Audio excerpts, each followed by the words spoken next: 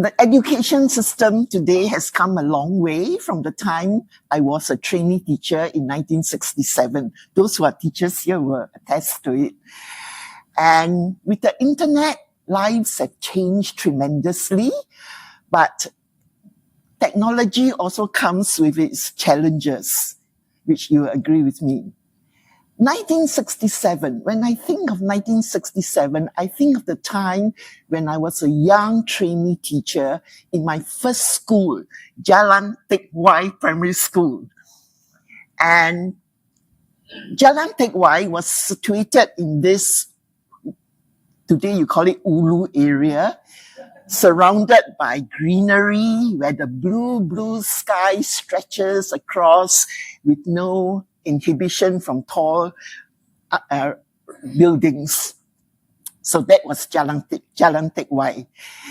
And on my first day of school, we teachers had to report to the school. My mother actually accompanied me to the school, much to the amusement of my colleagues. You all are laughing, huh?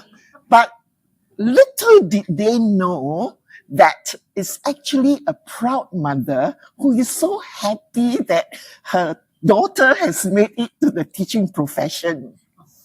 It's also a mother who knew his days were numbered. He passed away that year. I was 17. Yeah. So, as a young teacher standing in front of a class of 40, 17 years old, can be very intimidating, with 40 eyes sizing me up. But I managed to win them over with, you guess it, storytelling. And I became known as the Alibaba teacher, because I would tell them stories about Alibaba in the 40s. I think you all remember, right, those days? Yeah, so it was like that. And then I had this lovely principal, the late Mr. Woon Eng Chui. By the way, he's the late father of Walter Woon. And he was a lovely man, warm, caring leader. And I remember a time when I had to leave the school early because I was not well. So I went to him and asked for permission. And he was at that time also leaving the school. So he said that no problem, he would give me a lift to the taxi stand.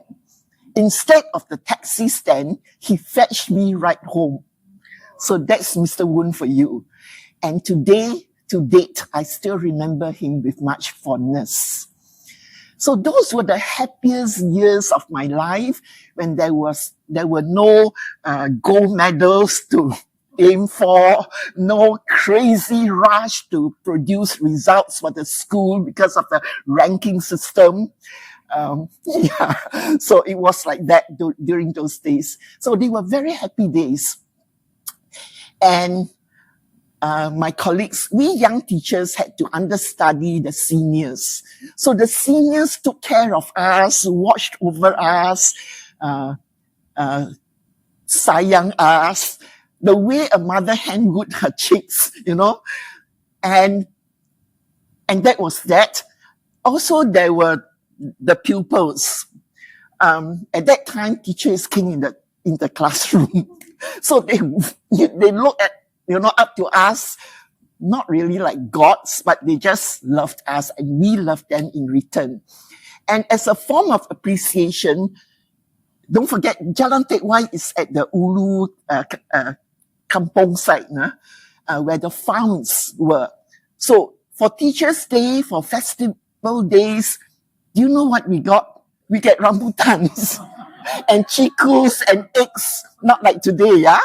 Yeah, and that was what we got from them. And they would invite us to their farms.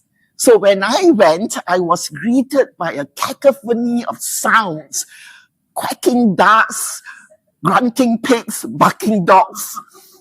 So different from today. Yeah, so those were the days.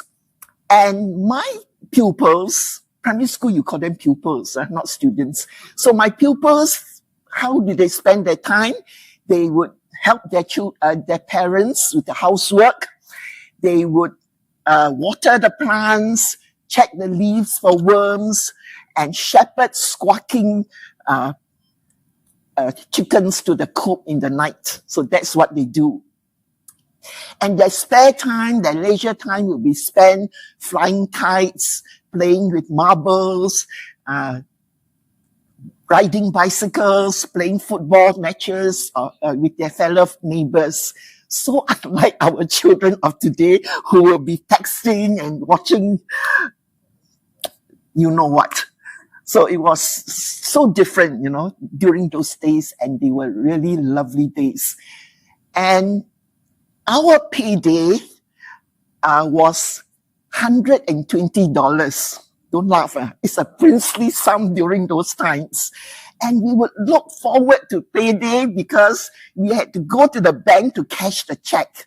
And then we would go to to have set lunch. And set lunch was $1.20. I see some of you laughing. I still remember the name of the set lunch, the name of the restaurant was Silver Spoon. You remember that? Yeah. So we would go there. And then after school, when there's time, we would gallivant. Those were such happy days. And how did we gallivant? We would squat at the roadside to eat durians. We would go to satay club. When I'm talking about satay club, I don't mean the atas satay club. It's just an open air at Prince Edward. Is it Queen Elizabeth Walk? Yeah, sorry, forgot the name. Queen Elizabeth Walk. And we would be seated at those four-legged stools while the satay man would baste his satay. And it's so fascinating, to see the flames flaring up intermittently. And then he would give us the satay, and then we would continuously dip into the bowl. And after finishing it, of course, we can't finish all. He would then top it up and then reheat it and give it to the next customer. It's amazing that today I'm standing here before you and I didn't get diarrhea.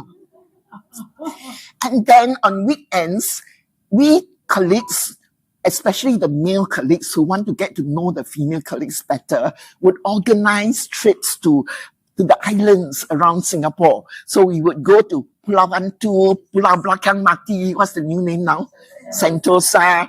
We would go to Sisters Island, and there will be lots of fun and camaraderie. That would be weekends for us. Yeah. So they were such lovely times. And today, with technology, things have changed, but we have to bear in mind that we are still custodians of our Gen Z. And as custodians, some of you are grandmothers, grand-aunties, and so on. We have to love them, guide them before releasing them to the world.